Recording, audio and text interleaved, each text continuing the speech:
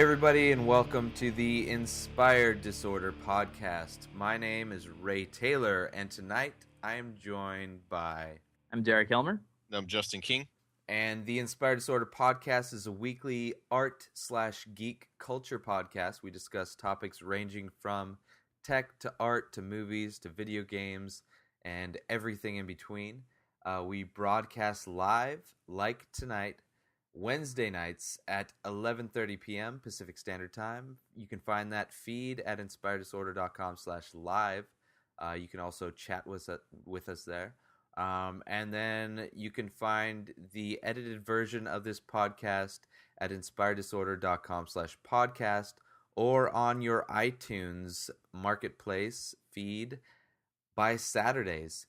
In this episode number 10, by the way, we are in double digits, guys. In this episode, we're going to talk about a few things. First, we're going to start with the new Call of Duty game, Modern Warfare 2. We're also going to be talking some cell phone stuff because there's a lot of new cell phones coming out this time of year. And also, we're going to be discussing, because of this time of year, it is the season, so it is our time to discuss our favorite holiday movies, or just discuss holiday movies in general. So we're going to have a little discussion on that. So as we get into this episode, I want to start because today is Veterans Day. So I just want to give a quick shout out on behalf of all of us, as you know, I'm sure Indeed. You guys will agree, is to give a big shout out to all the veterans and all the people currently serving for this country. We support you at the Inspired Disorder podcast. Yes, thank you all. God bless you all. Thank you very much. For sure. Yes. So as we salute our troops, we also virtually step into their Modern Warfare shoes with the new game, Call of Duty. I was going to say 2, which is... Well, I don't know what they call it. It's Call of Duty. Well, it's Call of Duty 6? Modern Warfare 2. So it's the sequel to their game previous to their last game. So it's, you know, they do a lot of hopscotching and things like that. So it's Call of Duty Modern Warfare 2. This was intended to be slightly a Justin segment, but considering we all got our hands on the game and we're able to get our feet wet with it, you know, we will all have a bit of input. But Justin, what are your initial thoughts on the game? I mean, we were all anticipating this game. It's, you know, one of the biggest, you know, game announcements or whatever to come for this year, if not ever. So what are your initial thoughts on it? Initial thoughts are amazing across the board. My only small complaint so far is the story. I'm only about maybe 30% done, but the story seems to have a lot of patches. But I mean, besides the story, you're not really playing it for the story in Call of Duty anyways. You're playing it for the action and the the gameplay, and the gameplay is crazy. They've taken every aspect of the first Modern Warfare and just amped it up like times 10. Like, yeah, I've never played a game in my life that felt more like you're actually experiencing like the scene, or experiencing like a movie, almost like an epic movie playing out, and you're the star. I mean, so many other games have done that kind of scenario, but this game kind of perfects it, and it feels like you really are a soldier in the environments they put you in. The multiplayer, amazing as well. A lot of new things with the perks, you know, creative class things, customization options there, and Spec Ops, another like third tier of gaming, also crazy, especially for like 3 to 4 people. So awesome. I mean, I've only had it for a couple of days so far, but initial impressions are mind blowing. I mean, I'd give it at least a 9 out of 10 right now, and that's after only playing, like I said, like 30% of the game. So definitely a stoked for 2 years. Infinity Ward blows away Treyarch, who develops the other Call of Duties, the in-between Call of Duties. The last one was World at War, which is still pretty good. But everybody knows Infinity Ward is the one to go to. They're the ones that make the shit Call of Duties, and they have came forth and made the shit Call of Duty once again. Awesome. Modern Warfare 2. Yeah. So, yeah, my first impression when I put the game in, because I played Call of Duty 4, which is the predecessor, is the first Modern Warfare game. And then I skipped over, what was it called, Justin? World at War. World at War? Yeah. Wow, Justin, you sound a lot like Derek. Yeah, That's so crazy. That's really good. If Derek's ever absent and we can't get 2 girls to substitute for him, you can just do his impression. I played Call of Duty 4, and it was like because I play my games on a projector. So my screen, when I played Call of Duty 4 anyway, was like 7 feet like diagonal. My screen now is probably Damn. 8 feet plus. So and It's very nice. The Very nice. graphics are ridiculously, insanely amazing. So and I can't speak of the one in between those two. The graphics are insane, and it was one of those instances where whether it's a movie or video game where I pop the game in and I watched the whole menu loading screen, where it was kind of like a map, like Tron outline almost, and Yeah, all the different connections of all. Yeah, that was pretty cool looking actually. and that was like a mix of just like the lines of missile tracking things and stuff with faded in, like almost projected images over the map with reminiscence of the last story. And it's been over a year because I played it at my last apartment that I lived at a year and a half ago. So it's been a while, so I wasn't really refreshed on the story. And then playing the game, there's so much action, it's really hard to keep up as far as between scenes you're just or between levels, the levels are so intense, it's almost like a breather time to where I'm not even paying attention to what story's going on. I feel the same way, and like you jump around so much in the beginning. Also, you're in Kazakhstan, then you're in Brazil, then you're in like you're jumping all over the world in the first like 3 or 4 levels. So it's kind of hard to keep track of what they're trying to say with the story in the first place. You kind of get the idea of it. But there's some. It's insane. But Derek, what's your initial thoughts on the game? Because I know you got your hands on it as well, and we're able to, get some playing time in. Yeah, I'm getting a little bit in here and there whenever I can, just minutes at a time. But bloody amazing, this game. It is bloody and it is amazing. Yes. Quite impressed with it. Graphics wise, I can't really see any necessarily upgrades since the last Modern Warfare game, but that didn't have any problems with it in my opinion, and this is just as on par. I just briefly touched the multiplayer aspects of it, and so far it seems pretty similar to the last game. But I do like the upgrades to the achievements and all the little kill streaks are really cool. Yeah, the new Predator, the Harrier, like the whole kill streak thing is taken up like 10 notches versus the last one. Well, it really makes you want to last longer and get your kills in, just to get these kill streaks. Is that on the multiplayer only? Yeah, okay. Xbox Live multiplayer. Okay. See, I haven't done that yet. So well, it's like they incorporate a lot of new technology into the game, which is really fun to use. Yeah. I played just a few maps of the campaign, and this game has gotten my heart racing while I play it. I'm just it's by far the most intense one too. By far. I mean, every time I play Call of Duty, a new Call of Duty game, I'm like, well, you can't really get much crazier than this. And then the next one comes out, and it's like, holy shit. Yeah, I was thinking. I stand corrected. I was thinking, gosh, man, how are they gonna top this next one? And it's just like, it's so. I mean, it's definitely far fetched, like the storyline. Yeah, it's kind of. Well, I already spoke my piece about the story, so yeah. Well, just the whole, Russia coming into America, kind of. Yeah. But it's fun. I'll say that. It's like Red Dawn. You're playing the game. Yes. Oh yeah.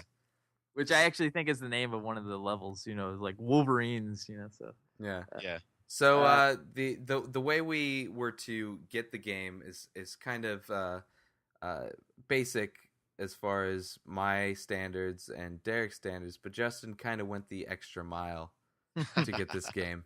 So why don't you tell us about your little experience getting the game that we are all talking about?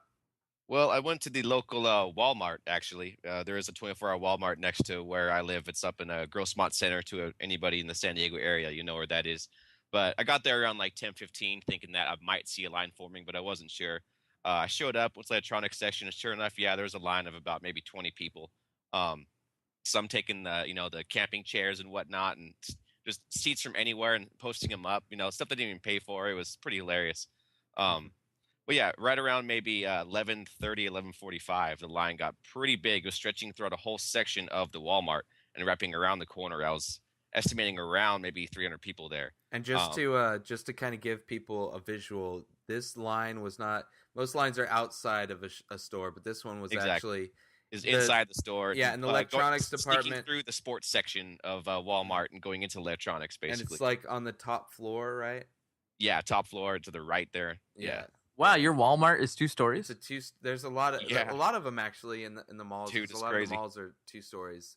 Oh, It's I a see. 2-story mall where they have like like the hard lines on top and the soft lines on the bottom, and Mm.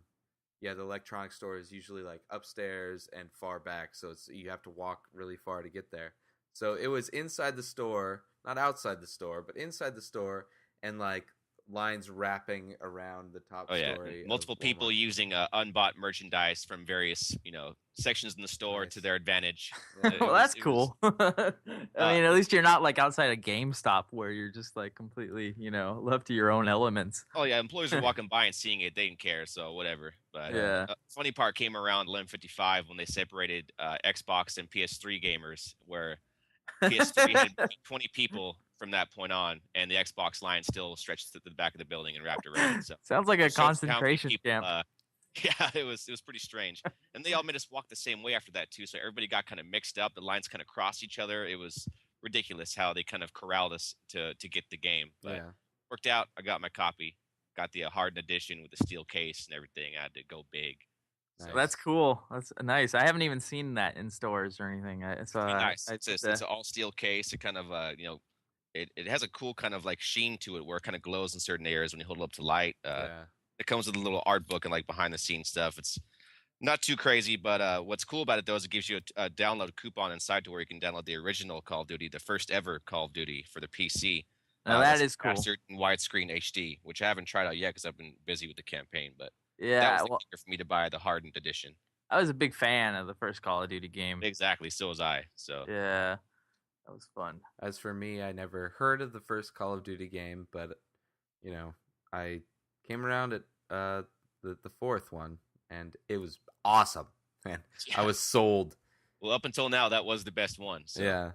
Yeah. And as far as graphic wise, like the things that I've noticed as far as improvements for the game, one of the things is when you take damage, uh, like Oh, instead of just like a red, blotchy glow or screen, something. Yeah. it's like the most photorealistic, like sweat and blood, like on Mixture, yeah. yeah, and then Like it just on the kind lens. of fades. Yeah, so it's as if like a cameraman got shot and his blood and sweat was on the lens. Yeah, exactly. And then as he recoups, he cleans it off with a microfiber cloth.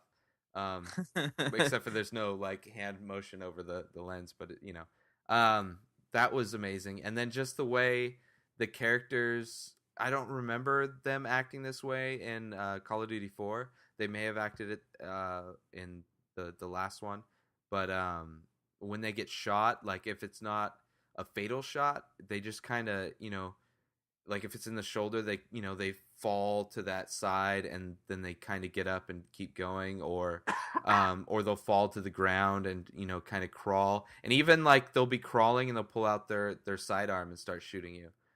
So the AI or just whatever it would be categorized as seemed really awesome. AI is definitely much better Yeah. versus even the previous one versus World at War and Modern Okay. Warfare. This is by far the best one as far as that goes. Awesome. Oh man, well I shot this one guy. This is like when you're in, I guess it's Brazil. In the game, right? You shot. Yeah, in the Okay. in the game. Yeah. Anyway, so I shot him, and I guess I had just gotten him in the legs or something, so he couldn't move, Mhm. and he was just sitting there. And anyway, I ran around the corner to go see what happened to him. He's sitting there with a grenade in his lap, and he pulls the pin out as I run up onto him. No way. Wow. Yeah, no joke. And I was like, oh my gosh, he just like became a suicide bomber, and I was like, oh. So yes, this game has insane AI.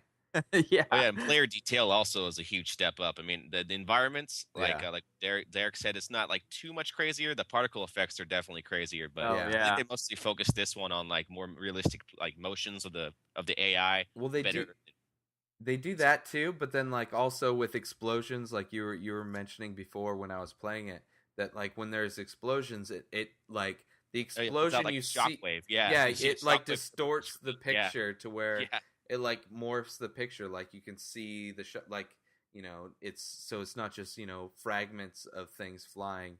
It actually distorts your view of what's going on and stuff Yeah, like it that. disrupts your gameplay, like it's a That too, big deal yeah, when something yeah, explodes around you, before yeah. it's just like, oh yeah, cool, it exploded, Or you you see shoot like the a puff of barrel. smoke come up, and yeah, Yeah. that's about it. So you find yourself constantly dodging, objects that are Yeah. blowing up around you. Like Well, we and there's like other objects too. Like you're going through this shanty town in what was it? Rio de Janeiro. Yeah, Yeah, Brazil, and guys are kicking potted plants down on you. There's electrical what are those called? Yeah, Transformers. transformers Yeah. blowing up Mhm. that can like hurt you. That it's all kinds of like environmental things that it's not destructive environmental things, like you can't necessarily blow a building up, but there's little things around Oh yeah, the that. level of detail Yeah, in the environment. it's awesome. insane. And that level is annoying. It took me so long I to beat know. that level. It was so annoying, but I finally beat it, and now I'm to another annoying level, but not quite yet. So Just got to keep moving, man. That's yeah. that's what Call of Duty wants you to do. They don't like you Yeah. staying around in a particular place. Well, and that it's not one, too long. You I gotta keep moving. seriously, I know it wanted me to keep just charging through it, but I like found that going slowly for me and just like creeping around corners and taking people out, totally worked. Like I got through the level. That was how I did it. I just had to find the right corners to sneak around, because I tried that, just trying bowling through everything, going like Commando Rambo style, and that was not working.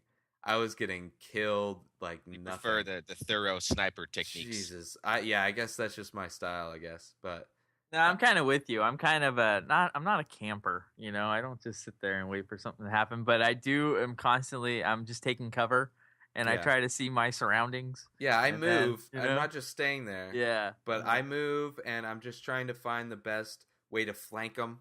Yeah. Get the best angle on them. I know where they're at, so I just try to outmaneuver them. But yeah, that It's hard level to do is in this game. ridiculous, because you don't even know where you're going half the time. Oh, Like there's a no. little arrow or a little dot that you're supposed to follow. I don't know if it's just because of the screen size I'm playing on, but I don't know where the hell that shit is. Like half Yeah, the I time. keep losing it, I'm as like, I have to like hide in a corner and then like go, where is the arrow that I need to be faced, so I know I'm going in the right way.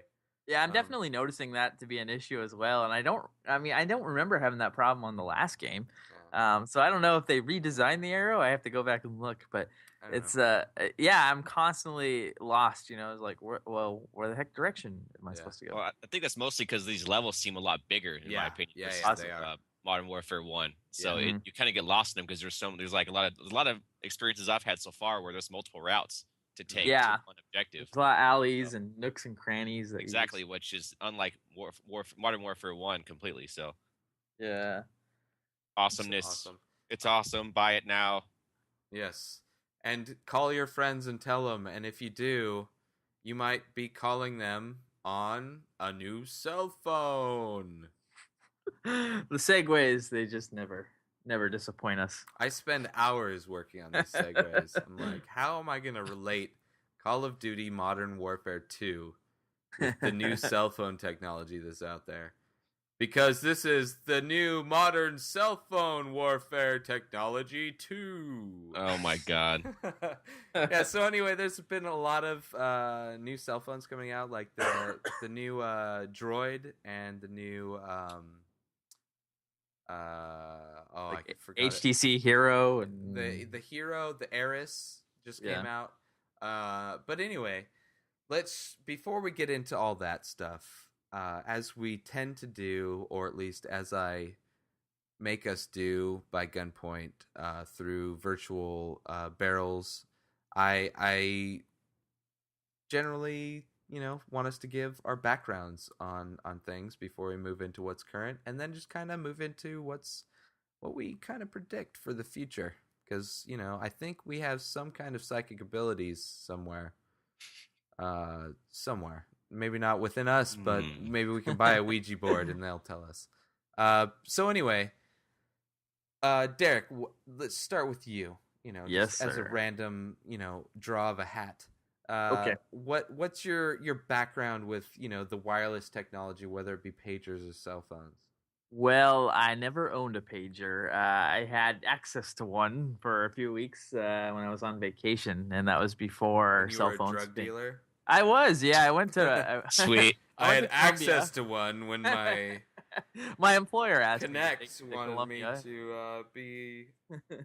No, we were at Disney World for a couple weeks, and my friend's mom invited me along, and so they didn't have cell phones back then as a reasonable option. So they bought pagers, I remember, and so the way we would contact each other, because Disney World's a big place. So when you were at one park and the other party was just 20 miles away, the pager was the method we used to coordinate where we would meet and all that. So used a pager a little bit, but I didn't get a cell phone until probably about 99. And that's when I moved to Anaheim right after I graduated high school. I got my first cell phone because I was like, I'm moving to the city. I'm not going to have a car a lot of the time, because I didn't have a car for like the first 6 months I lived out there. And I was riding my bike quite a bit. So I thought, okay, if I have a cell phone, I'll feel safer. At least that's how I deluded myself, that's why I was buying it, as a form of 911 wherever I needed it. But no, yeah. And so my first company was Sprint, and I got a Nokia 6100. And I remember that was the big thing for me, is that my early days of cell phone usage, it always had to be a Nokia cell phone. There was nothing else I would accept. It had to be Nokia. For some reason, that was like the iPhone of the times to me. Which is pretty common because a lot of people had Nokia cell phones. But yeah, so I stayed with Sprint for about 6 months, and I left them for Pacific Bell. And everybody out in Orange County had Pacific Bell at the time. I went there because, get this is why I dropped Sprint. I dropped Sprint because I wanted text messaging. And Wow. Pacific Bell started, we got this text message. And through the text messaging, there was websites that were starting to pop up. And at that time, this was unheard of, but you could download ringtones from a website through a text message. Holy shit. What? Can you imagine such a thing? Anyway, the text message technology, I was like, I'm there. Yeah. So I actually downgraded. I went from a Nokia 6100, which was kind of like the enterprise business class of their line, and I went to a Nokia 5100, which was like all the teeny boppers phones. And I went for that just to get this ringtone technology so I could have like an Indiana Jones ringtone on my phone, It's just like, yeah, I'm sold, sir. Where can I sign the line? So just give me a whip and a leather hat. So kept that for a little while, and then eventually made my way to AT&T when I left Orange County, and I've been with every company at some point, but generally speaking, I stayed with Nokia cell phones up until they came out with their first camera phone, which I don't know if you guys ever saw the very first like Nokia camera phone, but it was a really weird design. It was like this. It was like really rounded edges, almost circular form, and the dial pad, the keypad, was not in your average position. It was more like a rotary phone. The buttons were in a circular form, so trying to text on that thing was just a nightmare because you had to completely retrain your brain as to where the keys were going to be to spell out stuff. It's very similar to having to listen to this podcast. You have to retrain your brain. That's right. It's not for the faint of heart. Yeah. This podcast. And if you made it this long, congratulations. You guys are the top of the. You won a Nokia rotary phone. That's right. But you won a Nokia 6100 for listening to all 10 episodes of the Inspired Disorder podcast. I'm sure I still have it somewhere too. I think I actually I keep these old phones around for whenever like my nieces or nephew, like want to play with the phone. Well, they're older now and they actually have their own real cell phones. But back in the day, give them a little plastic toy. Yeah. It's got buttons. There you go. Have fun, kids. Go. Yeah. But, yeah, so I've been with Verizon. I've been with everybody except for T-Mobile. I've never stepped into their contracts, but so iPhone now, but and I don't imagine, man. I was trying to contemplate this the other day when we started discussing what we were going to do for this episode, and we were talking about cell phones, and I was thinking, I can't imagine if Apple were to ever stop selling a cell phone. Like, I mean, it's hard to imagine, that they would choose to do that because the iPhone is such a success story. But you try to go down the road, 5-10 years. What if they stopped making an iPhone and like, what the heck are we going to use? Well, then? we can talk about that later Yeah. in the So future part. But but Justin, what's your cell phone background? Well, I started out actually with a Motorola pager back in, I think it was like 96, 97. Only had that for like maybe a year, but yeah, the basic black pager you see everybody having like back then, like super basic. so you're a That was drug it. dealer, and Yeah, pretty much in high school, but that's yeah. discussion for a Who different- wasn't? I mean, come on. In the Actually- 90s. The pager was just a really cool clothing accessory. Yeah. Exactly. I put it on the brim of my hat sometimes, Yeah. Uh-huh. It was a style, But anyways, I went from the Motorola pager to the StarTAC, actually, I think that was by Motorola. Motorola, yeah. Yeah, I only had that for maybe 6 months. That phone was a piece of junk. The screen was terrible. It was like, it wasn't even colored. The screen was like backlit, like with this blue kind of like really kind of bland tone. It was just horrible. I went from there to actually to a Nokia 6100, just like Mr. Helmer over here. Yes.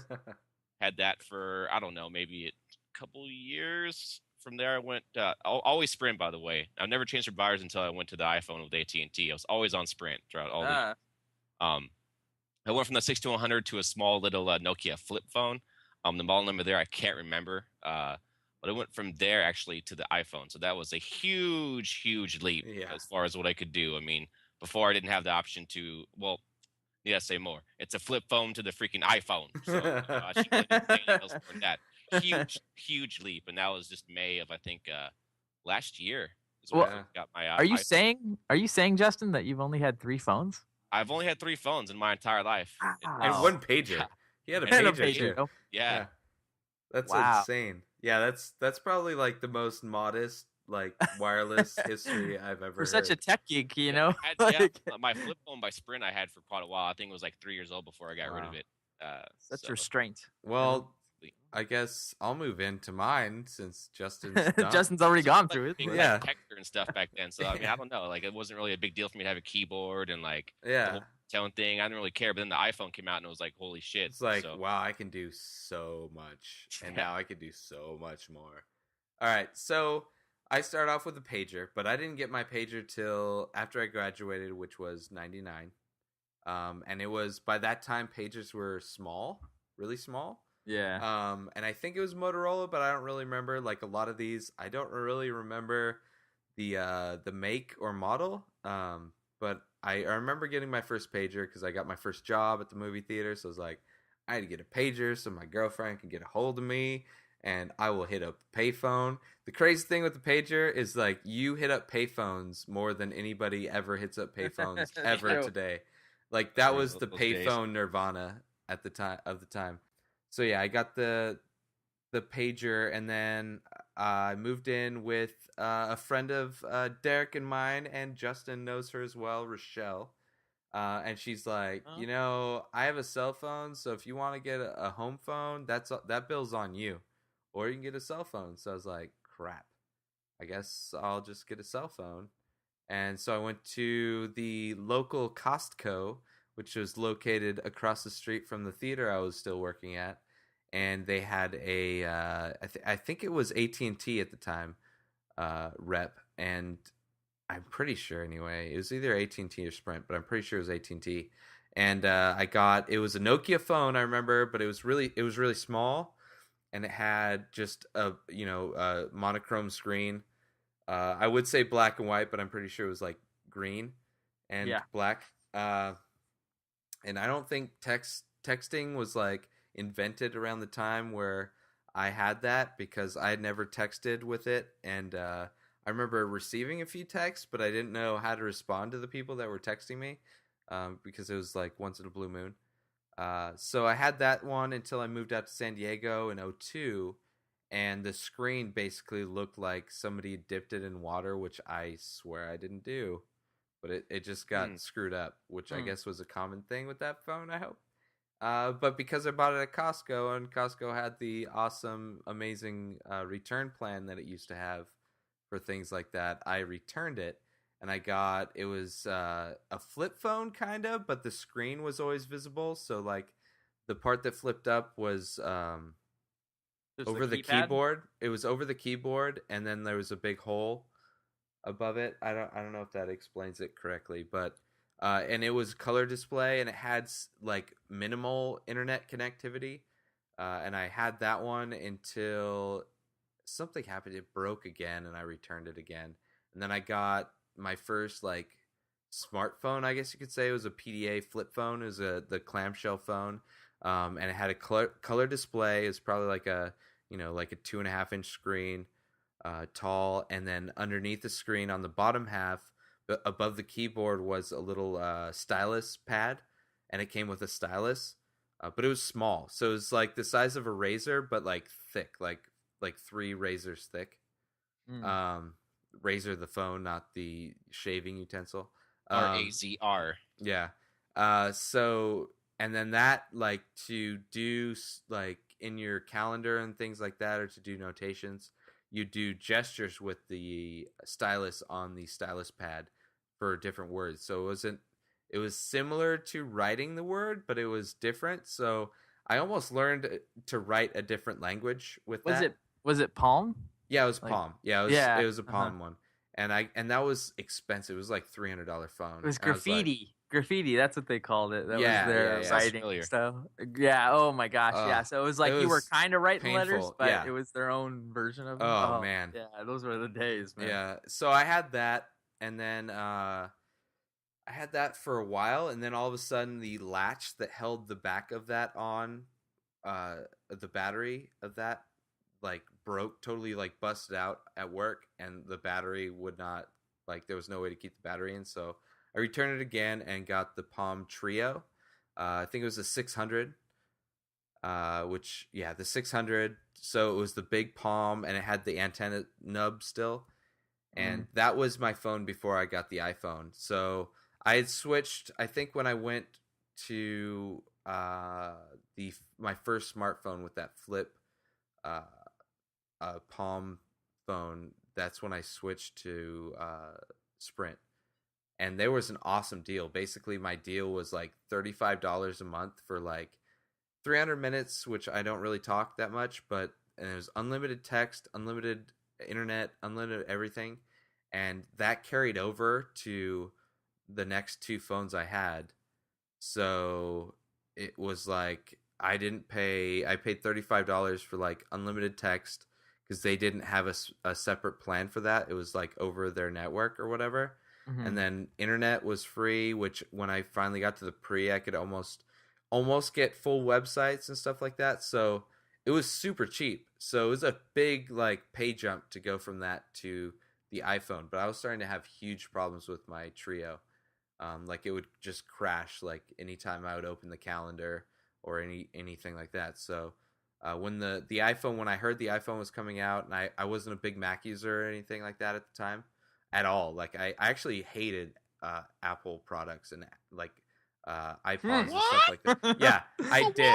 Yeah, come now, child. I seriously was like anti, and that's that. At the time, I started working in electronics department of a store, and when people would ask about iPods and things, I would be, anti stuff. But then when I saw the iPhone was coming out, and then a buddy of mine got Mac Pro, not you, Justin, I'm sorry, because I don't know. Well, I did have a G4, I believe. Yeah, you had I was your a Mac user before you. Yeah, you were well before me, but those were pretty badass though too. Yeah, the G4. So he got that, and then I saw that was coming out, and I saw like all the stuff it could do, so I was like, I need to get this shit. And I ended up getting the iPhone after the original release, but after they discounted it the first time, and everybody got pissed that bought it. Like it was like 3 months later or something like that when they discounted it. Yeah, but still an early adopter. Pretty much, yeah. And then I got the 3GS 2 years later. Basically, it was almost 2 years later, to the month that I got the 3GS and the iPhone because one of the things about the iPhone, because it's so software based, is that they can do so many updates and add so many things without you having to buy new hardware, which is unheard of with cell phones up until today. Mm-hmm.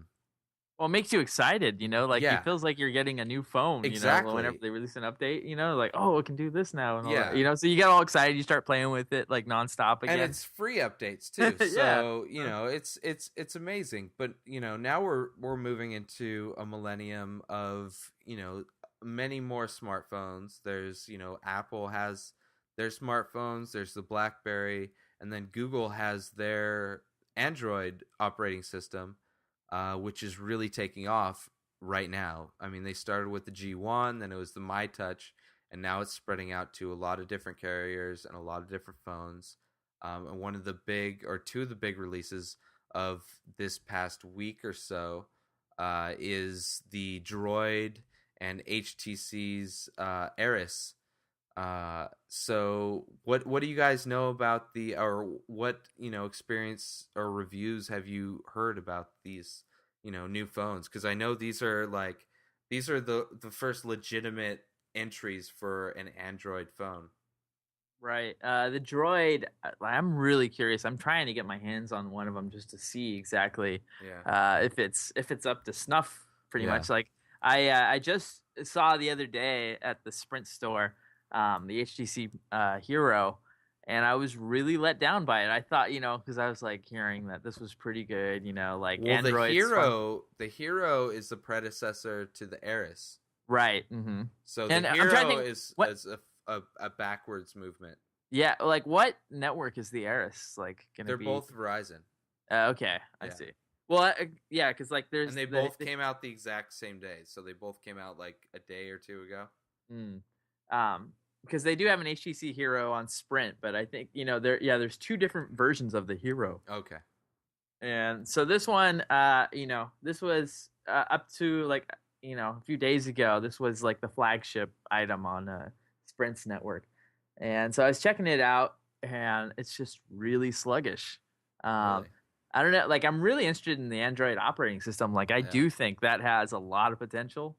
And I am, that's the one I'm keeping my eye on to be like the iPhone killer one day, if they should ever get there. That's the one thing they should never say. Yeah, because like they should be the first Android success. And just iPhone be a good Android or whatever. But it's like if you're always comparing yourself to somebody you're trying to eliminate, then you're never going to live up to what you should just become. Well, there's no originality. Yeah, that too. It's like I want to be the best iPhone ever.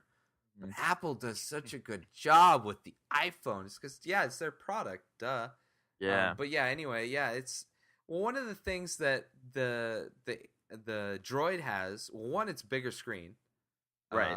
Slightly bigger, and it's got the slide out keyboard, which love it or hate it. But I know a lot of people that don't have the iPhone that I'm like, why don't you just get the iPhone? They're like, they complain about stuff all the time. They get new phones all the time. It's like, just get the iPhone. It does everything. It's awesome. I hate these people. Yeah. Like, who are these people? Like, what's good for you. Yeah. It's right there in front of you. One of the things that holds a lot of people back is the virtual keyboard, which, for me, I never started texting anybody until I got my first Palm Pre. Or I don't know if I did it with my Palm whatever. Palm Trio. Sorry. Yeah. Wow. Yeah. So I got my first Palm Pre 3 months ago. So I didn't start texting until I had a full keyboard. Like I've never texted with the number pad ever. So it was, I don't know. It's kind of. I don't know. And then when I went to the iPhone, that was kind of one of the concerns is that it's, virtual keyboard. But at first it was kind of weird. And I think some of their updates fixed some of those things, but it's so easy. Like I can almost text with that without looking at my phone. Right. And I'm not even looking like it's, there's no tactile response at all. Like it's just muscle memory to where my thumb needs to go. And there's very few times, even now that there's landscape mode with the keyboard, that I even use that. Like I'm horrible. I tried to force myself to use it at first, and like there's so many times I'm hitting spacebar on accident, or I'm hitting the shift key on accident. Yeah, well, my muscle memory is like set for the Exactly. small keyboard, Yeah. and it's like, Yep. but it's really not that hard to learn to use it. Like, I mean, it's a grueling first 3 or 4 days when you first get your iPhone. I'll agree with that. At first, it was really weird, You're especially like, the landscape keyboard option in the first place too. It kind of felt limited, but yeah, just like you said, Derek, like 3 or 4 days, you're on it. Yeah, and you're zipping through it. There's no reason that somebody that's used to like a BlackBerry or whatever can't use that landscape mode. Just because, I mean, we're so used to using the small mode, like they can use the landscape mode and feel like totally comfortable. I would assume anyway, but I know that's one of the big things. But this one has a slide out keyboard. Also has a 5 megapixel camera, which is a little bit better than the iPhone, which is very important to a lot of people. Surprisingly. Yeah. Well, I mean, the 3 megapixel is awesome. I like it. It's very decent. I don't know, when I'm in the mood to really take good pictures, I'm not going to use my phone. Right. So 3 megapixel is good for those, maybe I should take a picture of that. That looks pretty cool type of thing. Yeah. Or whatever. Just the casual photo taking thing. 3 megapixel is not that bad. Which, a couple years ago, that's what you're paying $300 for a digital camera. Oh, yeah, the first ones that came out were like 1 megapixel. Yeah, and like without autofocus, where you could just touch on what you want to focus on, and it'll focus on it. And not only that, it'll focus on it and adjust the lighting for that subject. But yeah, so it's definitely an improvement. One thing with the Android, obviously they don't have as many apps. But one thing, if you at all are a programmer or an app designer or a game designer and you want to get in on the ground floor, do not design for Apple. I mean, there's a bazillion apps. I mean, if you're really good, design for Apple because you might make some money. But if you want to get on the ground floor, Android is going to take off. Definitely. I mean, they're gonna be coming out with like so many phones. So there's going to be a lot of points of access for people getting apps, and it's a really open market. But I mean, Apple has such a huge advantage that I'm not even worried to, suggest people not program for Apple, because that a year ago I would have felt bad saying that. Right. But yeah, Android definitely looks like it has a future, and the fact that they're going to be implementing it in so many other types of devices besides just phones, netbooks. Netbooks are huge, Like, I don't know. I mean, I really kind of think that the netbooks are kind of a fad. I don't know. Netbooks fill the space between like your iPhone and a laptop. Like, I really want to get a netbook because there's things that I can do way easier on a netbook if I had like a EVDO modem on it. Right. Like, I can go and post blog entries. I can do a lot of like web-based things, like with my website and things like that, that I could do with my iPhone, but it would be painstaking and difficult. But I don't necessarily need a hugely powered laptop. And then there's like students. I mean, laptops are so like, most people don't need 4 gigs of RAM. Most people don't need a 500 gig hard drive. Right. Most people don't need, a dual core processor. I mean, the technology is so cheap now that most people aren't going to utilize that technology. So the technology that's built into the netbooks, which is only getting better, is going to be good enough for most people. And no optical drive, no CD-ROM or DVD-ROM drive. I mean, how often do you actually use that unless you're playing a movie or installing software?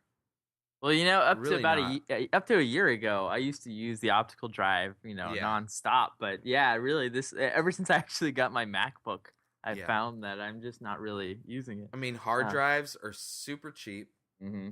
Thumb drives are super cheap. There's many other more like options to back up your information if you're running out of room. Right. So it's just getting an optical drive is becoming less and less. I mean, eventually optical drives will go the way of zip drives and floppy drives and all those other drives.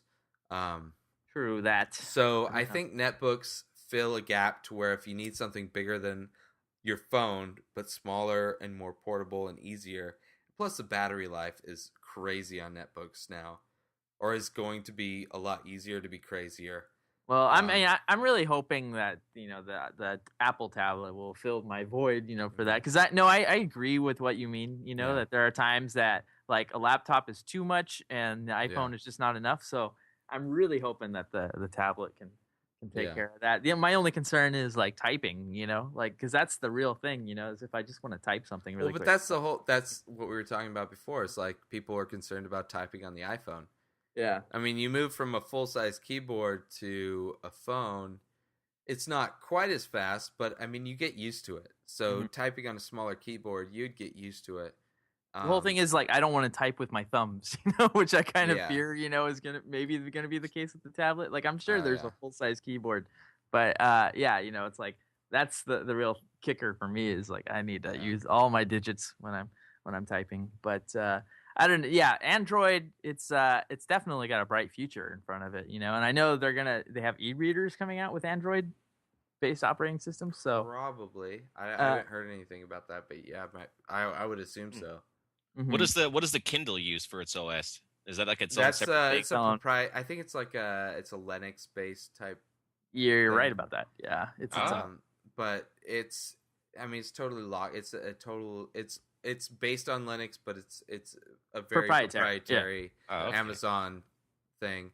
Although they have an iPhone app, and I'm sure they'll have, if they don't already, an Android app. And so I'm sure they're spreading it out that way they can open up their marketplace to other devices. But I don't know, open source. But one of the big things with the Droid is that it comes with Android 2.0, which one of the big things of Android 2.0 is it has basically what you would get with TomTom for free. It's turn-by-turn navigation. Like you show up at your destination, it pops up with the street view of where you're supposed to be at, and it's using GPS mixed with the Google Maps, which is kind of similar to what you get on the iPhone, but the iPhone Google Maps obviously don't track very limited like it GPS tracks you would, but not like a GPS would. Like a GPS it's a 3D. gives you like a street esque view, like of where you're going, tells you when you need to turn right, tells you when you need to turn left, things like that. It's just a top down view on the iPhone, and then you just kind of have to like keep looking down, and it doesn't talk to you at all. So this is basically like, everybody calls new phones the iPhone killer. This is like the TomTom, Garmin, Nuvi, all those killers. This is like the GPS manufacturer killers. Well, it's funny you say kill, murder. Yes. I actually just bought the TomTom app like a week ago. Really? I finally got it, and it's expensive too, isn't it? Like $100. It's $100. It's $100. You can basically get a GPS system for $100. What's really sad is I bought the actual TomTom Cradle. That's hardware. Like another $100, isn't it? I'm paying twice as much money as it would be for me to just buy a real GPS. But I've been wanting like a real cradle for my car anyway. Yeah, like something secure. So I'm hoping. I haven't gotten it yet. They're shipping it out like after Thanksgiving. Well, Derek, let me tell you something really quick. Hopefully you can return that. But Belkin has basically it's an iPhone cradle. It's an iPod cradle, but it's designed for the iPhone. That also has a little microphone on the bottom of it for like hands-free speakerphone. But it holds it just like the TomTom would, and you can actually position it, for landscape mode. Nice. And there's a store, Costco, that sells it. I believe it's for like $20. Oh. And it's actually going to be going on coupon. in a couple days, starting actually tomorrow. I think it's starting. What? Yeah, and it also has a line out. So if your stereo has a line in, you can plug in. It comes with the cable also, as well as a wall charger. But you can plug it in and then plug it into your stereo, and you can listen to your music. And we all know when you get a call while you're listening to music or you're in an app, fades away. Call comes in, you can answer it. There's a little microphone on there, and then it also, because it hooks up to your speakers, the sound comes through your speakers.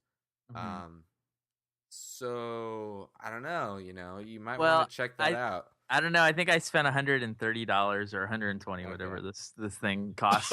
So yeah, so I'm saying if they have some kind of return policy, let's see what Apple.com. You might want to go to your local Costco, tomorrow or whatever, and just check out that coupon deal, because that, from what I've seen, it looked very similar to the TomTom thing. Yeah. I mean, it plugs in, it has the proprietary plug-in, but it also has the line out. It seems like it has a lot of things. And you can also turn it, and it plugs into your cigarette lighter. So it's all positioned off your cigarette lighter, so it also charges at the same time. The key feature of that TomTom Cradle is that it has an extra GPS receiver chip in it.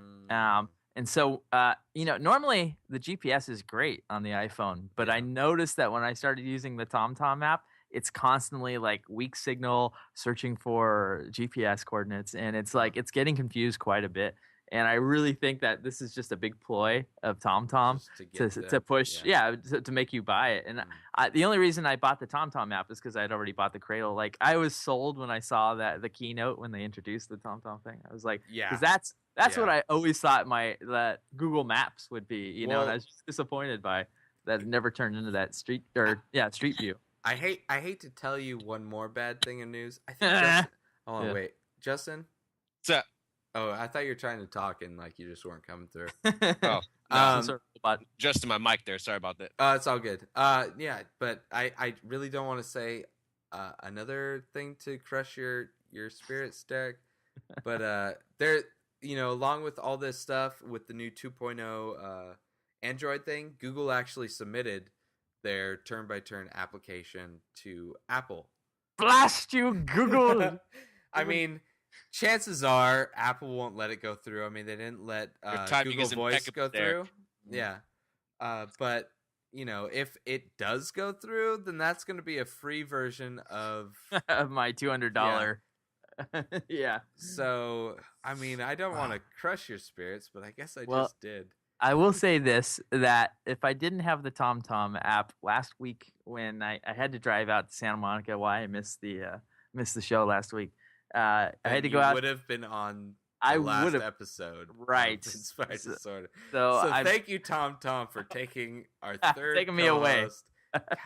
No, I had to find IMAX's West Coast headquarters, which is in Santa Monica, and that was a complicated find. Like, it was in a neighborhood that never would have, like I could have, Google mapped it, but the TomTom really made that drive painless. Yeah. So, I mean, obviously another GPS unit would do the exact same thing and get me there. But I am very grateful I had the TomTom app. And I had just bought it 2 days before. So it was like, in a way, I was kind of happy I was getting to go to Santa Monica. And I was like, oh, I get to try out the TomTom, Yeah. Well, that's cool. I guess as long as it works. It got me there and back again, and quickly. So there you go. TomTom, it could be better. Hopefully it'll be better in a future version. That app has some serious flaws. Well, but we'll see. From my experience, the things that you pay for are usually better than the things that are free. So if you were able to get the turn-by-turn Google stuff, probably wouldn't be as good as the TomTom. Well, at least the first 6 months. The big thing is TomTom's a real maker of like real, GPS units. So I thought if they're making an app, then it must be up to snuff, Yeah. But I really think they're gonna wait to push out more updates for it. But a big issue with that app, I don't know, we've totally taken a turn, off, okay. of course. But the big problem with that app is that it doesn't read street names to you. It just turn left here. Yeah. And I know that's a serious issue with a lot of people that use GPS that are used to have. Most GPS units, like for the past year, do the text to speech. Yeah, that's the issue. Yeah. So it'd be nice, to know which street that it's telling you to turn at instead of, like it tells you 3 times in a row. Yeah. Turn left ahead, turn left now. And it's just Yeah. like, it gets really old. If you Yeah. just told me the street name that I need to turn on, okay. But Yeah. it's good. I mean, I don't have any real serious issues with the TomTom app besides the price tag, which yeah.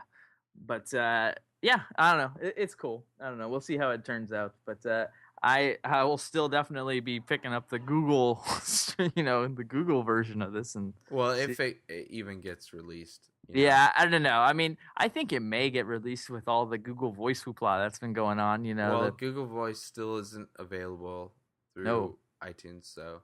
But now that the world has kind of opened their eyes as to this whole issue, I don't know. I could see them releasing it and just getting it by. Yeah. Well, Justin, what's your whole thought on the whole Android shimalama ding dong stuff? Well, you guys basically surmised all my talking points in that conversation you had. Sorry there, Justin. I don't have too much more to add. I will just say that I'm happy that there is some competition out there for the iPhone. At first, the iPhone blew everything out of the water. These other touchscreen competition phones came out, but finally now with the Droid and the Aris and the Pixie, for example, finally seems to be some good competition out there for the iPhone. And if nothing else, it's good. It's going to light a fire up under Apple's butt and make them do something drastically different. Who knows what the next iPhone, or try to revolutionize shit again? Who knows? It's all good for competition, good for business. So I'm glad that there's actually some stiff competition, some good-looking phones out there. I'm impressed with the Droid. I want to get my hands on just like Derek and check out the 5-megapixel action. I think that's my favorite of the ones that are coming out here so far. But the tactile keyboard, being iPhone experience now, I just can't see myself going back to like an actual, physical keyboard again. So that's my one downfall with the Droid. But my qualm with the Droid is, I mean, it looks awesome. I'll say that, but it's made by Motorola. And I don't really see them as a big competitor in the market. Yeah, they haven't been around for a little while. Well, they have, but I don't know. In a big way, I should say. Yeah, they've kind of been dormant for a while. And I mean, I've had a Motorola phone, and it was the worst. It was their own operating system, but it was the same OS that the Razr used, and I absolutely hated the user interface, and it was always crashing. It was freezing. Well, it's Google interface now. Yeah. Well, I mean, and then there's the other one, the Aris, which is made by HTC, which is I've never heard of them before, but I guess they made like a bunch of phones before. Well, but it's basically like the Droid, but $100 version of the Droid, which the Droid costs quite a bit more. It's like their high end one, and they're pimping it like crazy. But the Aris is their more affordable version, and it's basically in the shell of the Hero, I guess, but has it, and it doesn't have the Android 2.0. It only has the 1.5, so it doesn't have the turn-by-turn stuff yet. But they say it can be updated. Yeah, I was wondering about that. Can all their Android phones, have, because like when Apple releases their updates, it's well, that's there's gotta be something like that in place. What's that? Go ahead. I interrupted. Go ahead. Sorry. Oh, no, but I mean, that's the thing. It's like, that's like the difference between Apple products and Microsoft products. With Apple products, they design all the hardware, so they can easily predict what updates will do to the hardware they have, so they can easily update stuff. With Microsoft stuff, there's a zillion different, video card manufacturers, RAM manufacturers, motherboard manufacturers, processor manufacturers. There's so many different variables, so if they update things, chances are something's going to go wrong on a percentage of people's computers. So I think with the Droid or the Android operating system, I mean, right now, because there's only a few manufacturers for it, it's easy, but as it grows, it's probably gonna run into some roadblocks. I mean, with Apple, I mean, they even say in their keynote addresses, they're like, yeah, this is going to be free to all the 1.0, the first iPhone users and stuff like that. But these two features won't work. Like with the original iPhone, the MMS and then the Bluetooth stereo to your headphones won't work. And then also they want to have GPS. So they're able to specify easily what features won't work. But with Android coming out, the more manufacturers that make the phones, the more spread it's going to be to where they can't, and I don't even know if they're doing it now, they can't really specify what features will and what features won't work. Obviously, phones with GPS in the phone won't have the turn by turn, or they may have to have GPS and like a compass feature or something like that. But who knows? It's that's the one thing with open, which Google is more open than Microsoft, and Google is going to eventually is already bigger than the Microsoft OS on cell phones. So who knows where it's going to go? You never know. Yeah.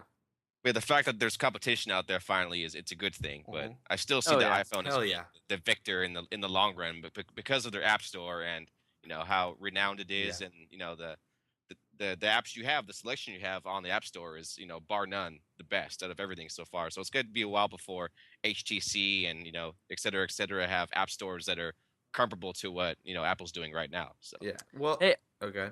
are you guys counting out the Palm pretty much? Like, I don't know. I don't really see it as gaining any momentum. Right? You know what? I think the Palm is definitely Sprint's foot in the door. Like before the Palm Pre and the Palm Pixie, I think Sprint was like totally out of the game. Mm-hmm. But I think they have a chance. Like their foot's in the door. It all just depends on what they do now. I mean, with the Pixie, okay, that's nice. It's more affordable Palm Pre, but if they just stalemate with what they have and just kind of make devices around that and not grow, then they're screwed. Because they were basically screwed before. This was actually a really good move for them. Mm-hmm. It did really well for them. But, I mean, I don't think if they don't grow, I mean, they need to grow a lot faster than they are because I haven't heard, like Google has made more advances than they have. And the iPhone hasn't really, they're kind of like resting on their laurels with what they have right now, but they have it in them to, just jump 3 generations ahead. It's funny that like there's so many phones that have come out in the past like 3 years, being coined as an iPhone killer, but nothing has killed the iPhone. Yeah. But it's taken something like the Droid to actually get a buzz that can not kill it, but actually compete with it. It's like the iPhone computer. So, I mean, they have a lot of work to do. So we'll see. I mean, they're alive. They're on, CPR, but who knows what'll happen. They're not dead, basically. But, what Google is doing and the phones that are being made with the Android operating system are, in my opinion, much more relevant than the Pixie or the Pre. Although that's definitely another viable operating system. So, who knows? who knows, my friend? I don't know. I mean, the sands of time will bring it. I have a feeling they really aren't going to survive. I don't know. They're not doing enough. Yeah. Well, that's the whole thing. It's like they have to innovate faster. Uh-huh. That's the whole thing with Palm. It's like they made a huge jump forward with the Palm operating system in general. They were like the first operating system, but then they just kind of, just rested on that and just waited, and then they died. And then this was the big resurgence of it.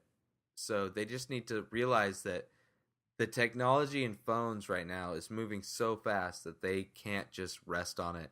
They need to move and move fast because Google and Apple and, maybe Microsoft, who knows? I haven't heard anything with Microsoft, but there's two, if not three companies that they have to fight with, and they need to innovate as fast as, if not more than, to get their market share back. And not to mention BlackBerry. I mean, BlackBerry's like the silent killer. Like, they just kind of do their thing. They never there's never we any didn't really flares. BlackBerry Storm there. Yeah, that's another contender. Well, it really the Storm is crap. Storm's crap. The new Storm, whatever. But the BlackBerries in general for business use, I mean, for people in business, that's what they use, and that's they have a foothold. It's like the Microsoft of phones. Yeah, you have the Microsoft Office. Yeah, suite. This is the BlackBerry suite, and you stick to what you know, and businesses keep going forth with it. Yeah, there it is. So yeah, they're safe. They're safe for a while, but yeah, they're never gonna. I don't think take over the young trendy market. That they have their niche market. They're set. Mm-hmm. iPhone's like creating a new market. And one of the things that I've heard and I've read with the Android or the Droid in general is that they're kind of just trying to bring everybody that's not in the smartphone business, that doesn't want to go to, the iPhone or the BlackBerry, somebody that just wants something simple, that's, whatever, to go to the Droid. So it's kind of, especially with the Aris, it's like a cheap alternative to these crazy phones. So it seems like they're trying to fill a gap that hasn't been filled yet. Mm-hmm. But you never know. They could. I mean, everybody's trying to compete with Apple. Basically, that's what it seems like. I mean, that's why BlackBerry came out with the Storm. Yeah, their weak attempt with the Storm, but. Well, just the era of touchscreen phones. Yeah. That's all it came down to. Oh, well, it's got a touchscreen, so it's an iPhone killer, Yeah. But all right, I just want to say, if you guys are listening to the show, and if you don't have one already, and you're considering buying a phone, do yourself a favor, just freaking go get the iPhone. And stop playing around with these other phones. Like, yes, they're cool. I mean, if you're stuck with your network, that's one thing, But if you're seriously up in the air trying to figure out what to buy the iPhone. You won't be disappointed. That's true. You may be disappointed in AT&T's service, which is really the Achilles heel of the iPhone, but the device itself is not disappointing in any way. Not that I can think of. I mean, that is coming from an Apple fanboy, but I mean, I'm an Apple fanboy because it works. It's easy and it works. I've never had any service problems with my iPhone, and I've had other services before, which I've had a ton of problems with. Like I had a Sprint phone, and I'd be in my bedroom and I'd be roaming. I'd walk out into the living room. I'd have a bar. I'd have to walk outside into the street to get any kind of like reception. With my iPhone, there's, I don't always have 3G coverage. I usually do, but there's certain spots where I just get, edge. But, that's still, Small good enough to browse the internet and go online and make calls. But the amount of things you can do with the iPhone is ridiculous. And we were supposed to be going into future features, but I'm just going to cut that off, and we'll just wait and see what people come up with. So we need to get into our favorite holiday movies. Yeah. Let's just start with some of our classic holiday movies that we just crave this time of year, that we always go back to. 3 words. I'm sorry, I'm interrupting. Yeah. Oh, well, no, Derek, go ahead. What are the 3 words? Well, I want this. A Christmas Story. Yeah, that was on my list. You cannot Nice. get I think it's through on all of our lists. It has to be. You're going to shoot your eye out with that, kid. Seriously. Oh, God. Yeah. You cannot get through the season without watching that thing. Yeah. Classic. Maybe it's our generation, if you grew up. It is. But damn, that is a movie to behold. A Christmas Story. There's so many classic lines in that thing. That is just material to spout out. Well, I remember. Go ahead. Sorry, go ahead. When I was like 6 or 7, first watching that movie, I really did want a Red Ryder BB gun. So that was my fuel to oh my God, yes, this is about me. This is about a kid. It's Christmas. He wants that BB gun. This the whole boy. trial thing. My mom was saying the same shit to me. It was like that was crazy. It related to me on like a highly personal level. This Yeah. boy understands my needs. Yes, exactly. Yeah. Totally. And it's on like every Thanksgiving for 24 For 24 hours, on yeah. TNT usually. So Yeah, exactly. but yeah, So- that's no other movie can say that. But yeah, No. that's definitely like the antithesis of movie. Do you have any others, Derek? You Besides know, I for the old school, this is kind of in between there, but it's you know, made in like early '90s is National Lampoon's Christmas Vacation. Yes. Yeah, now that Yes. is an awesome movie. I love that movie, dude. I watched that. That's that's another that's every my- year. that's my first on my list actually. Is it? National Lampoon's Christmas Vacation? Oh man, dude, it was so funny that last year my my aunt and uncle and my relatives out in Oceanside, they threw. This is going to be an annual thing. They threw a Christmas Vacation holiday party where you were Nice. supposed to come and dress up as one of the characters, and they're like props around the house from the movie and stuff that they had created. So I mean, that's just one of those like classic things Awesome. in my family that you know you spout out Christmas Vacation lines during the holiday season. So yeah, that's another big one. Justin, are you a fan of that movie? I lost track. What? National Lampoons. National Lampoons? Yes, I am. I haven't seen that for such a long time, though. I forgot really Oh, the basis man. of that entire movie. What I was gonna say, another comedy classic in my eyes, Ernest Saves Christmas. Oh, Ernest. I used to love the old I've Ernest I've movies now. never seen that. I have to say. Really? Oh my god, that's a classic. Ernest Saves Christmas. I loved like Ernest Goes to Camp. Yeah. Ernest Escapes He was from basically jail.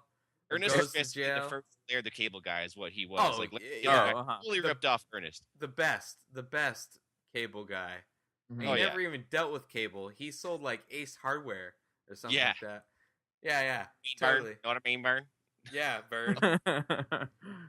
So yeah, Ernest Saves Christmas is one of my all-time classics that gets overlooked on a lot of lists. It really You know does. what? You know what one of You're mine right. is?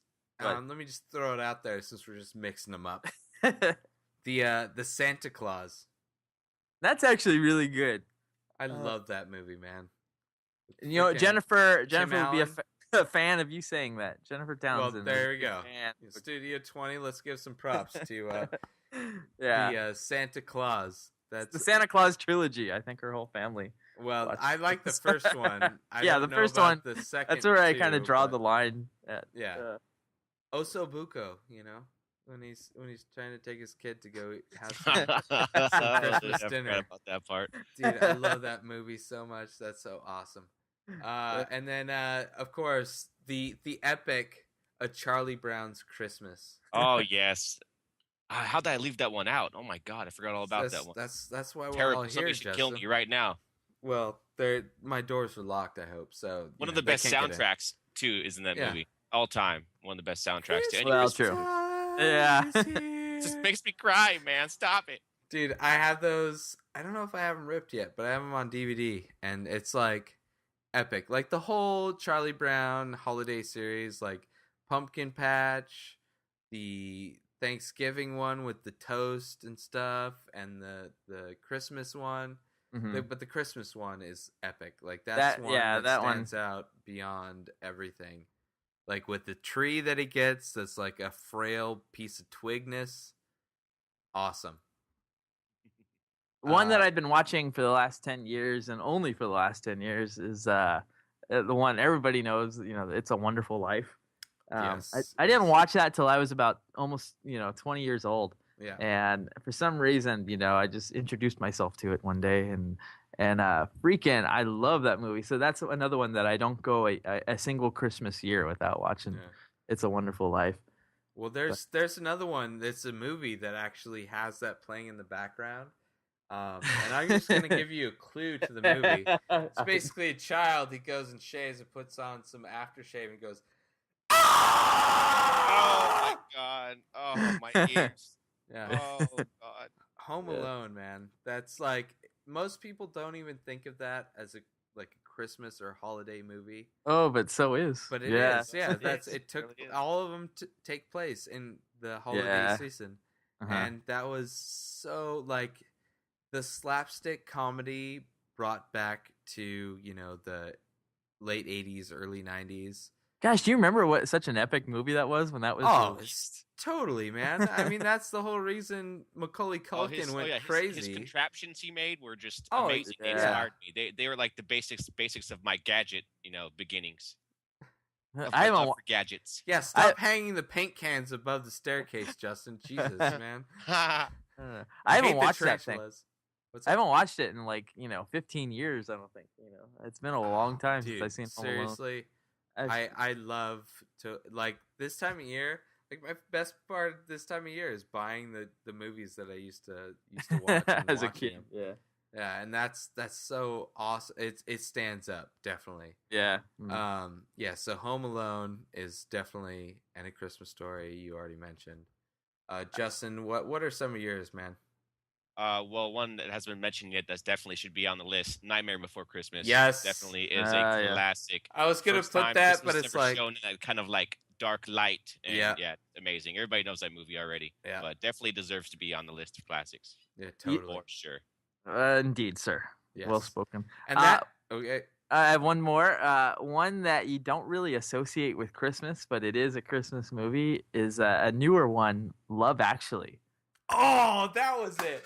I was looking for that movie. That is an awesome movie. I love that movie. And actually, I can thank our friend Rochelle for introducing me. Yes. To that movie. Yeah. She's the one who told me to go watch that thing. So I did on her orders. And that movie just blows my mind. Like, that is the ultimate feel-good movie for me for some reason. I can watch that and I'm just like giddy after watching it. But yeah, totally. It is a Christmas movie. It takes place at Christmas and it revolves around Christmas, but you don't really associate it like, oh, it's Christmas time, let's watch Love Actually. Yeah. But I was actually trying to think of that movie because I remember watching it and like, this movie is amazing. And it's like, the whole premise of the movie, they portray themselves of a whole like rom-com, like romantic comedy type thing. Mm-hmm. But it's so diverse. There's it's multiple stories that are interwoven and how they relate to each other during Christmas time. But that movie is awesome. Epic. I can't say that I've seen that one. Well, I can't really. I don't have any input on that one. It's the only one I can think of, like in this decade, that is has made it to my classic list for as far as Christmas movies go. Well, since Derek's segueing into the modern Christmas movie with that, which it's been like 5 years, 4 years, something like that. Around there, yeah, yeah. A couple of my favorite new school movies are. One, Elf. Yeah, any Elf love? Definitely. Yeah, there you definitely. Go. Yeah. Hell yeah, funny, hilarious. I love it. Dude, Elf. Pearl, awesome. I've watched that movie so many times, and it's amazing. I'm singing. Yeah. And then he burps and he's like, "Did you hear that?" And it's awesome. And then one that was okay, but recent. Fred Claus with dude from Swingers. I missed it. Vince Vaughn. Yeah, was that with Vince Vaughn? That was pretty funny. I saw that. Yeah.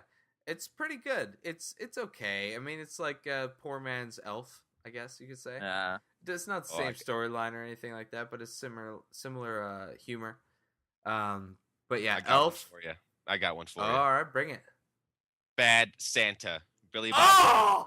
Amazing. Those are my favorite all-time Christmas movies. It is like the craziest Christmas comedy I've ever seen to this day. Didn't even think of that. It's I think it's at least 4 or 5 years old now. I know. Yeah. Still, I just watched it maybe 2 weeks ago. Hilarious. I love that movie. Oh man, you're not gonna walk right for a week. The little person, the little black actor, little person in that movie. I forgot his name, but he's also hilarious in that movie. He's in There's Something About Mary? No. Yeah. No, yeah, he is. No, he's not. Oh, he's in Me, Myself, and Irene. That's it. That's yeah. Right. Yeah. Okay. But yeah, that movie is one of my all-time favorites. Man, that movie is Bad amazing. Santa. Good catch, Justin. Good catch. That's Thanks. awesome, dude. Yeah, that movie I could watch any time of year. That movie and National Lampoon's Christmas Vacation. I can watch both of those any time of year. Mm-hmm. And oh man, Now I'm actually excited for Christmas now because I want to start watching all these movies again. Definitely. Yeah. This is the season. But Derek, you just saw the newest one, right? The Yeah. Zemeckis movie, right? What's your A Christmas opinion Carol. on that? How does that fit in? It's definitely not a bad movie. It's actually it was a lot better than I thought it would be. I liked the Polar Express, which he also did. It's in the same genre of movie where it's virtual. Motion capture. Yeah. Movie. So it's the real actor is just motion captured into a CGI world. Jim Carrey actually did a really good job in it. Surprisingly, I thought he would actually probably be the bad aspect of that movie was that it would be Jim Carrey playing Scrooge, but no, there's no Jim Carrey-ness to him. It's just he's playing Scrooge. Nice. So very cool. It's kind of creepy and kind of scary for kids. So it's not necessarily. There's a lot of like darkness in that movie. So I don't know if it's like a family film. Yeah. It's kind of the other side of the coin from Polar Express, where that is everything's happy-go-lucky and like, come on kids, watch this movie. This one is like we have a lot of kids scared at the theater. We're playing it currently, and because there's a lot of things with the ghosts in that one where it's just like it's really loud. There's a lot of jumping scenes, but definitely worth watching. It's way better than I thought it would be. Yeah. So Christmas Carol, 2 thumbs up over here from me. 2 things I heard from that is one, it's a very accurate adaptation from the original story. Right. And 2, it's really dark, which is because of the adaptation of it. Yeah, the first like 2/3 or whatever is very dark. But at the same time, there was a person that there was an article written, and I can't remember what it was, so I can't reference what it was from, but it was an interview, I think, with Robert Zemeckis, and he was discussing why he's doing a lot of the motion capture movies now, and he was comparing that to directing a live action movie and an actor kind of just coming up with something or having this moment that was so memorable. But most of the time that stuff happens, there's, a smudge on the lens or a shadow from a boom mic. There's all these different things that kind of interfere with that moment that you'll never get back. But with motion capture, you don't have to worry about all those things. But on the flip side to that, when he was like directing Forrest Gump, he saw the big oak, I think it was an oak tree, out in front of the Forrest Gump house, and he's like, that's where Jenny needs to be buried. Like, there's visual things that you can happen upon that you wouldn't think to write into the script that you can do, just by capturing it visually, that you wouldn't be able to do the other way. So basically, like, on one end of the spectrum, you're able to get these actors' performances and just kind of erase the visual thing to put in what you want, but at the same time, you're never going to get those visual amazing things that you would get by filming real actors in real environments. It's a good point. Yeah, I never considered that how much you might lose because of technicalities on the set, that interfere with it. But I'm a big fan of these motion capture movies that he does. But I will say, A Christmas Carol, the 3D effects in that is amazing. Yeah. Like, he did such a good job with 3D in that movie. It's probably the best 3D I've seen in years. Yeah. And I think, Avatar will, supplant that. I saw the trailer for that in 3D finally. Yeah. The big, like, 3-minute long trailer. Jealous. Well, I'm seeing it, every few hours at work now as we start playing it. And that movie just looks like the 3D looks really natural. There's there's a lot of movies where the 3D like the effect kind of gets screwed up. It gets screwed up somehow that it doesn't look perfectly like how you would see things in real life. Like I don't know if it's like the spacing of the lenses or what it is, There's something off about it. Your brain knows the difference. And this Avatar looked like it was going to be very, very realistic. That's the only way I can interpret that movie, is that it's going to be very as if you were actually there. And it doesn't look like a bunch of 3D effects, I mean, it's only the trailer, but it doesn't look like, hey, we're 3D. Look at that. Which there is a lot of that in A Christmas Carol. Yeah. Zemeckis kind of likes to poke around, poke the camera and stuff. But hopefully Avatar doesn't fall into that route. But Well, it better because it's $500 million at this point. oh, I saw your tweet about that. I can't believe it. Yeah. It's so Insane. wow, man. It started like a few months ago. It was about 300,000, and now it's getting close to $500,000. Million, you mean? Or yeah, no, Yeah. yeah. I'm like, well, that's not a bad three deal. more million. zeros there. That's all. Yeah. $300,000 million. The movie cost $500,000. Yeah, yeah, no, Like that. yeah. $500 million it's approaching right now. I can't imagine that thing is going to make its money back. Like, I think it could Yeah. definitely might score be like the 200 next, million. It's gonna be the next Waterworld. Yeah, I mean, I think it can definitely get 200 million. Well, like it seems like that kind of movie, but no way is this thing Yeah. look like a $500 million picture. Yeah, well, a lot of it's gone into R&D because he developed the whole new camera system Right. and all that stuff, Which makes but- sense, but But still. and people were saying that with Titanic, like it's going to be a huge flop and stuff like that. I know. But I mean, if made anybody its could money do it, back. But you know what?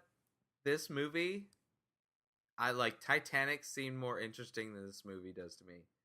Like this movie does not like float yeah. my boat. Like I The don't even know storyline- if I'm even gonna go see it in IMAX. Like Uh. I'm gonna have to pay more to see this movie that I'm not even that. I the last trailer basically gives away the whole plot of the movie. oh, it does, yeah. So it's like, why do I need to spend $10 to pretty much fulfill what I already know the story arc is going to be for the movie, just to see like some really good 3D effects? Well, you know what? I'm gonna throw this right out there. Maybe we need to have an Inspired Disorder screening at my theater, and we can all watch it. Well, Yeah, that'd be crazy. good. We could do a road trip up there. Yeah. Well, we can do an episode right after it. Okay. Talk about it. That's a very good idea, Derek. Yeah, We'll have to do that. I just came up with that That's- right off the top of my head. Let's do that. There we go. All right. Done. When does that I'm come down. out? Like December 16th, I think. Done. That's the Something day like- after my birthday, and I think Well- I requested the day off.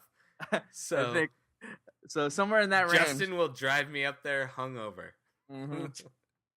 Yeah, Justin, that might be it. Sounds good. Yeah. So, because I think that this is a movie where you guys need to experience in like 3D. Well, it's going to be in 3D everywhere, but yeah, you should probably just see it in IMAX because why that's not? True. Why not?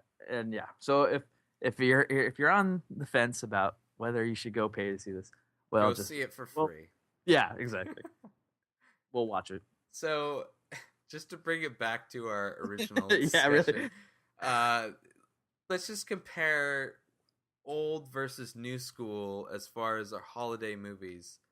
I can almost anticipate, I can predict, I can guess, I can bet, I can wager on what our preferences are gonna lie. But let's just run through it. What do you guys think? What school has produced the best movies? The old school or the new school as far as holiday movies? Justin, what do you That's think? a rough one. I'm gonna have to go old school personally because a lot of the classes came out in my right, childhood. man. So, That's true. I'd have to say old school, Mhm. most definitely. All right, old Christmas school. Story, old done. Yeah, they're done. Old Sorry, school, done. yeah, Derek, definitely. old school. Yeah, All old right, school. All right. It's kind of lost the art form, I think, in recent years. That they There's been a lot of like awesome comedies based on Christmas that have came out since then, like especially with Bad Santa and whatnot. But as Yeah. far as like classic, just the spirit feel of good Christmas and movies and the Yuletime carols and the et cetera, and the mistletoe and the this and that and the other thing, it's just missing, man. It's Well, just gone. I don't want to like surprise you guys too much. I don't want to knock you guys on your ass or give you guys a heart attack, but I have to say this. As far as new school versus old school, my preference is totally leaning towards the good old school because nothing compares. Like, there's no cartoons that are as good as Charlie Yeah. Brown Christmas. There's no family comedies that are as good as A Christmas Story. There's no good there. I mean, Bad Santa is amazing. It's raunchy. It's funny as hell, but nothing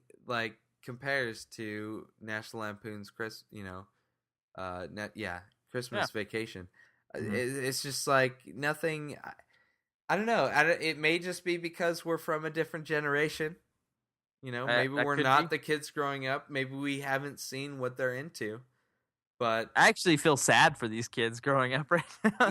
That I have don't, because we have better, like access to those films than our parents would to their films. Although they Yeah. probably didn't have that many anyway. Let's face it. True.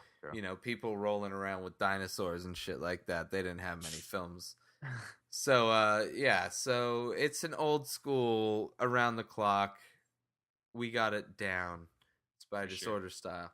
So let's just roll right into our recommendations, our weekly recommendations. Justin King, Yo. what is your weekly recommendation? And just for those who are our first time listeners, this is the spot where we recommend application, software, gadget, magazine, book, any music, anything we're into currently. Just something that we want to recommend to you to check out, because we are the pulse of all things hot and in fashion at this moment. In the So, tech world and with that such. pressure, Justin King, what's your recommendation? Well, in the past weeks, if you've been listening, you will know this. I've tried to strain away from the iPhone app and the iPhone game recommendations. This week, I'm going back home, though, and recommending an iPhone game. It's called Canabalt, Canabalt. It first appeared on the internet as a flash-based game where basically all it is you're a little dude. You press the space bar. The guy is running. It's all side-scrolling view, almost like Sonic the Hedgehog, for example. And the whole game is you press space bar to jump. On the iPhone, you tap the screen to jump, and that's all you do is really jump. But you're jumping across building the rooftops of buildings. There's boxes in your way. There's glasses. You have to jump through buildings. You have to jump over bombs. It's hard to explain, but it's basically you're jumping from rooftop to rooftop, and the speed constantly starts to increase as you get farther and farther. It's a simple but very addictive and very cool looking game. It's called Canabalt, and that's my recommendation for the week. Awesome. That noise. Door. And that was me leaving. That was the door. Goodbye, Justin. He's off to Thank go you. play Cannibal. Yeah. So, Derek, what is your recommendation for this week? Well, this is the third part of my little recommendations that seem to be in this series. 2-3 weeks ago, I recommended an app called Fire, which was the iPhone recorder software, which was really high quality. You're getting CD quality sound. That app was now I think it's like $10. Anyway, the next week I recommended Blue's microphone Mikey for the iPod and iPhone recorder, which is super high quality mic. This week they released Blue Fire. Now this is a free app. It's produced by the same people that made Fire, but with a Blue logo on it. So it's free because Blue's paying for it now. And it's made specifically for Blue's microphone Mikey.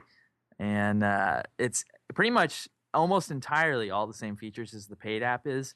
The only thing you're getting different with the paid version of Fire is that you're getting some different upload methods, and that's mainly for sound professionals. If you're already in the broadcast world where you're uploading to services that use, I think it's SoundCloud, which is a monthly service that you pay for. So it's some more technical ways to upload stuff. But Blue Fire, you can upload stuff through your Wi-Fi network, going to an HTTP site and uploading and downloading strictly from your iPhone. Blue Fire, it's just as amazing as Fire. I highly recommend it, and it's free. And even if you don't have the Blue Mikey microphone, it's still a really awesome sound recorder with just the iPhone microphone. So that is my rec for the week. So my recommendation for this week is the Apple released their whole new Apple products, which we talked about a couple weeks ago. One of which was the Magic Mouse, and I had to get my hands on it. So I have literally gotten my hands on it for the past week. And when I got it, I wanted to talk about it and recommend it, but I wanted to play around with it first, and it is awesome. It's basically It's a simple mouse. It's very sleek. It rides low. It's low profile. But when you click it, it's a very solid click. It's not a very cheap plasticky click. And it's all touch based on top. So it's very iPhone-esque wrapped around the top of this mouse. So it's gesture based so scrolling, side scrolling. You can double finger swipe to go back and forward through, like for instance, web pages. And I can, because it's so simple and it's touchscreen, I can see them offering software upgrades or third-party upgrades to where you can do things with expose, which is one thing that is lacking. I used to use a Microsoft mouse that had, the left and right click, the scroll wheel with the center click, and then there were 2 programmable thumb clicks that you could do. And I programmed those all to, work with my expose, which were awesome. I mean, expose is the best part of one of the best parts of the Mac that helps with productivity. And so it would be very easy for them to implement things into the Magic Mouse that would utilize the multi-touch screen that's on the surface of it. But I played around with it for a week. The true test is really going to be on Friday when I edit this episode, because I haven't edited anything.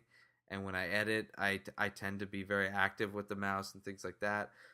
But so far, I haven't had any problems, and my keyboard does all the expose things that I used to do with my mouse. So having the Magic Mouse is awesome. It feels really good, feels really solid, and it glides like you're on a cloud.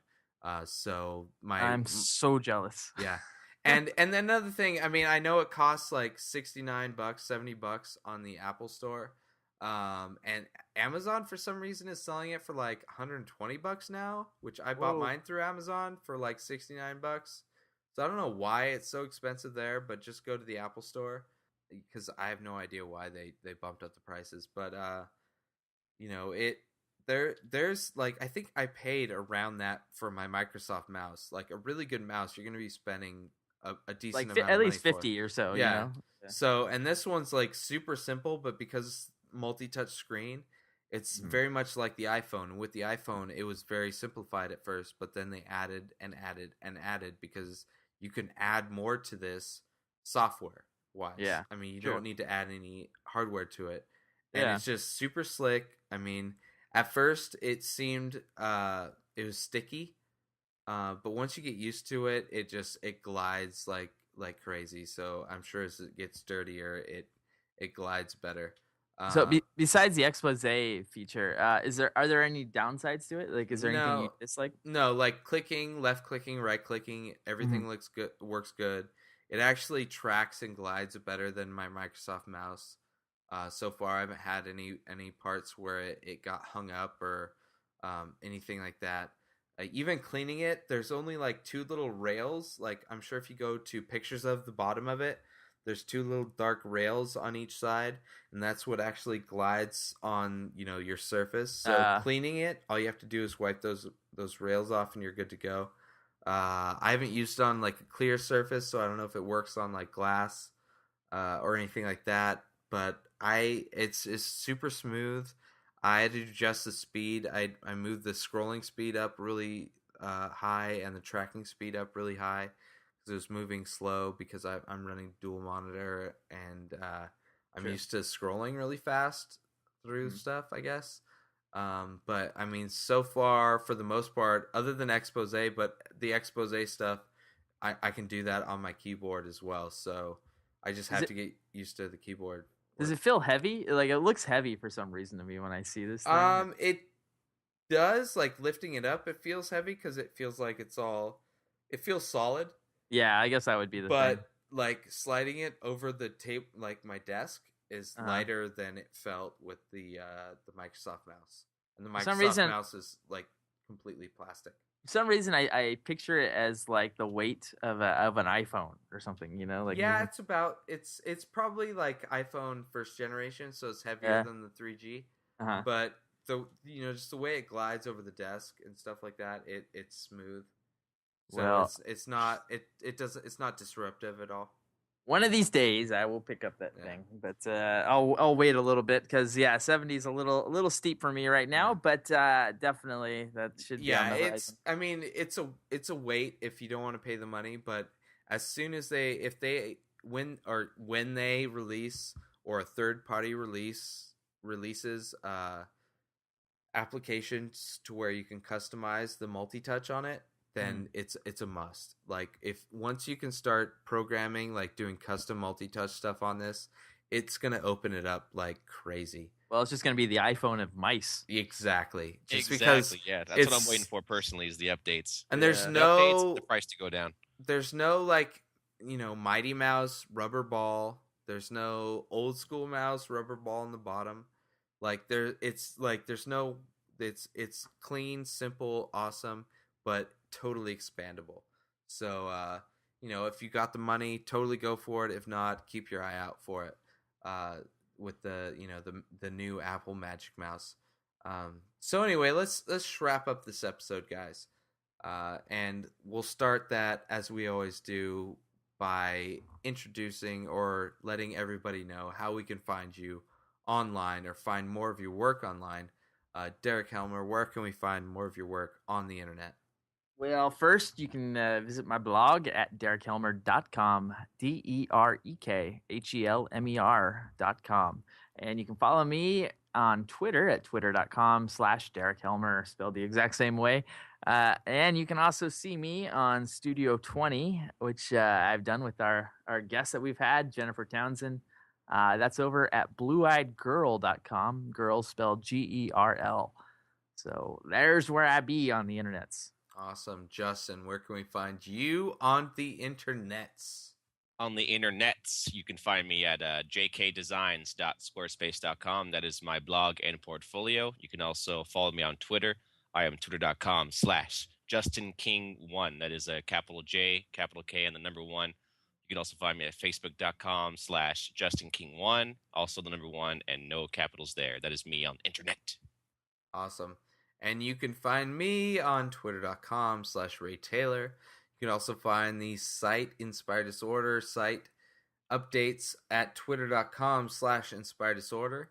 You can also follow or join, I should say, the Inspired Disorder Network, the social network for InspiredDisorder.com at inspireddisorder.ning.com. That's spelled NING.com. And as always, you can find all of my work, from fine art to mashups to creative writing, at inspireddisorder.com. And you can find all of our past episodes at inspireddisorder.com/podcast. That is also the same place. You can subscribe, comment, download, and view all of our show notes, which we have links to everything we talk about in our show notes. And if you have any questions or suggestions for the show, you can email those to inspireddisorder@gmail.com. And every Wednesday at 11:30 p.m. Pacific Standard Time, you can catch us live at inspireddisorder.com/live. So you can check out the unrated, unedited version of this podcast. And thank you all for listening in to yet another episode 10 of Double digits, baby. That's right, of the Inspired Disorder podcast. Thank you, and peace out.